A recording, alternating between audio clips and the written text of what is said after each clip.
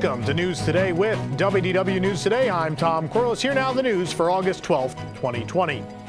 Disney Parks fans eager to return to Walt Disney World can begin to plan with some assurance that COVID-19 rates are finally decreasing after a sudden spike earlier this summer. According to the Orlando Sentinel, Orange County officials are tracking declining positivity and hospitalization rates with 6 consecutive weeks of a marked decline in new cases and the lowest positivity rate in 2 months at just 7.58%. The positivity rate has remained under 10% for 2 weeks now, with 5% being the new target. Orange County Health Officer Dr. Raul Pino noted, quote, "There is a clear sustained deceleration of the pandemic in our county." Dr. Pino has previously stated that no outbreaks have been recorded at the theme parks such as Walt Disney World, and the few individual cases that have been self-reported have been found to show no direct correlation to the theme parks. The Sentinel reports that the outbreaks have been tracked in smaller workplaces and long-term care facilities across the neighboring Osceola County, mainly due to individuals who have gone to work while symptomatic. State health officials stress the importance of hand washing, social distancing, and face coverings moving forward to keep numbers trending in the right direction. August 12th, the day after the deadline for the Walt Disney World annual pass cancellation and/or refund request deadline, the VIP pass holder support phone line is still taking calls, albeit for quote-unquote unique circumstances. Pretty much means if you still need to do it, you can. Wording on the annual pass holder know before you go landing page has been updated to reflect the passing of the deadline, while still encouraging guests with any further questions, concerns, or unique circumstances to contact VI pass holder support for assistance. Quote, "We appreciate your patience as we answer all inquiries," the automated spiel states when you call the 407-939-7277 number. However, no exact wait times are given for guests calling in.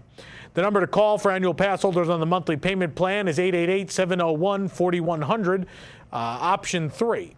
Annual pass holders haven't had until midnight on August 11th to join the support phone queue, thanks to an extension. However, many reported long waits and even phone lines at full capacity in the evening. Guests staying at any of the Walt Disney World Resort hotels currently open should keep in mind that late checkouts are not being offered until further notice. Guests inquiring about a late checkout will be offered the option to store luggage with Bell Services. Official checkout time is 11 a.m. at all Walt Disney World Resort hotels. Previously, guests could request late checkout times based on availability in half-hour intervals past 11 a.m. as late as 2 p.m. In our experience staying at resorts on property throughout the reopening, we've had some luck requesting late checkout directly at the front desk, but this is the new official policy if you're calling in using your in-room phone or if opting to chat with a cast member via the My Disney Experience app. The reason being given for the temporary suspension of late checkout approvals is due to the extensive cleaning protocols necessary in the wake of the COVID-19 pandemic. This, in conjunction with the temporary closure of public shower facilities at resorts, may affect departure day plans for many guests looking to make the most of their resort hotel room. The Cinderella Castle moat has begun to be refilled to the Magic Kingdom following the completion of the castle painting project. Now covered in hues of rose pink, royal blue, and gold trim, the castle shimmers brightly as the beacon of the most magical place on Earth.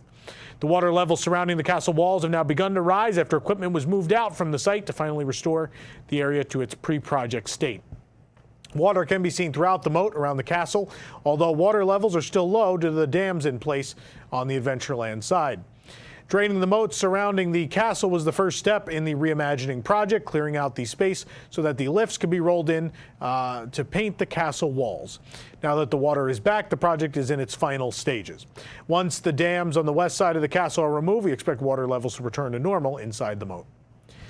We got a first look at the iconic Epcot lucite pylons that are finally installed at the park's entrance fountain, thanks to Imagineer Zach Ridley.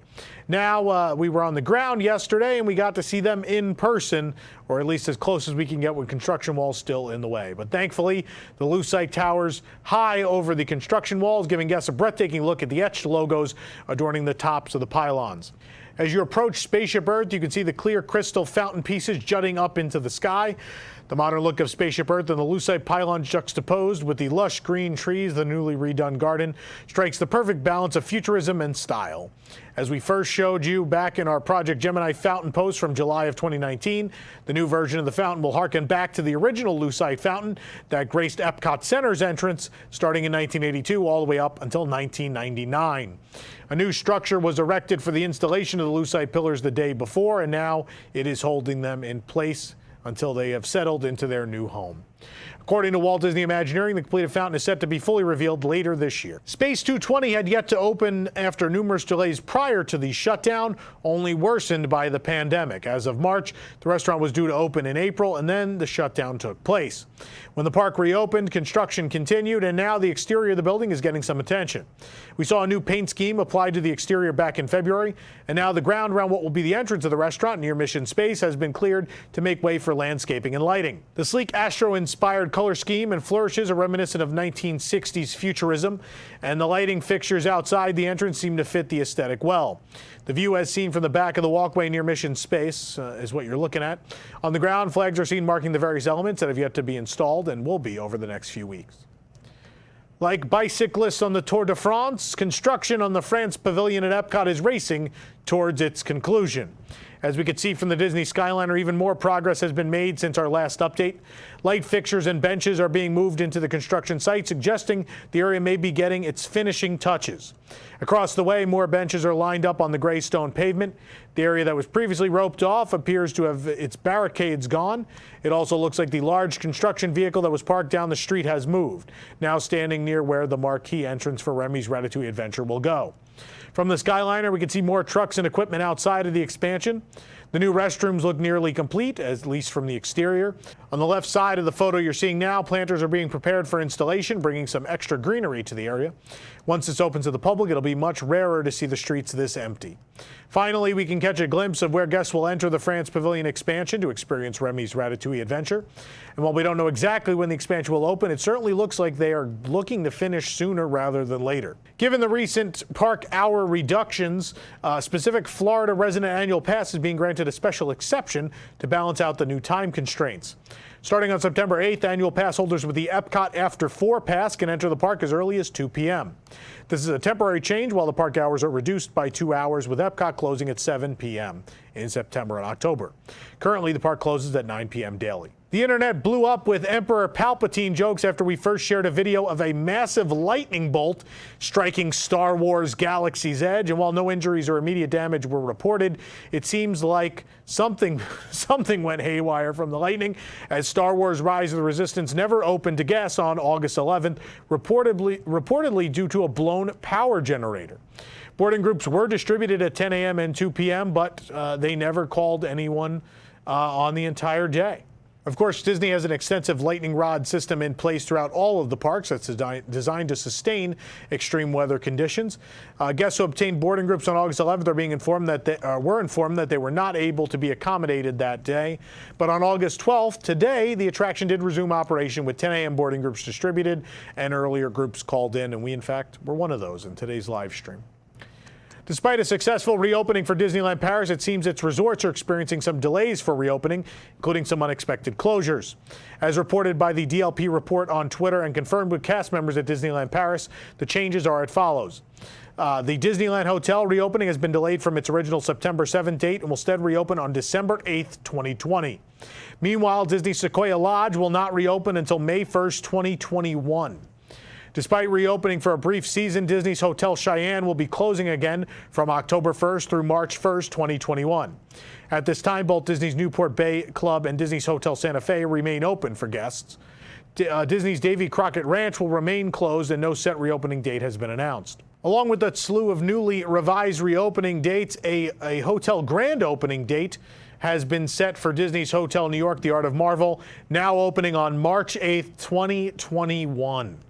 Disneyland Paris guests have been eagerly anticipating the opening of the new Hotel New York, The Art of Marvel, since the original Hotel New York closed its doors back in early 2019. The refurbished hotel, which is set to be a gallery showcasing the amazing artwork behind the Marvel Universe, was set to open its doors on June 15th of this year. However, the unforeseen extended closure of the entire Disneyland Paris resort has delayed the opening of the hotel. Disney's Hotel New York, The Art of Marvel, Disneyland Paris will transport guests to the action-packed world of superheroes, including Iron Man, the Avengers, Spider-Man, and more, with new concept art recently released for theme suites and various different room types you can see on our website. Guests with reservations affected by the delay can choose to receive a full refund for the package amount or be issued with a same amount voucher redeemable at any Disneyland Paris hotel. The resort is also offering a flexible modification policy where guests can make changes to existing resort reservations without any fees. Whether you're checking in or rocking out, Walt Disney World has 2 all-new desk plaques themed to the Twilight Zone Tower of Terror and Rock and Roller Coaster starring Aerosmith, now available for some reason at the Magic Kingdom. I think they're also at Disney Springs. The Tower of Terror desk plaque features a bronze holder with a red, yellow, and black color scheme on the sign.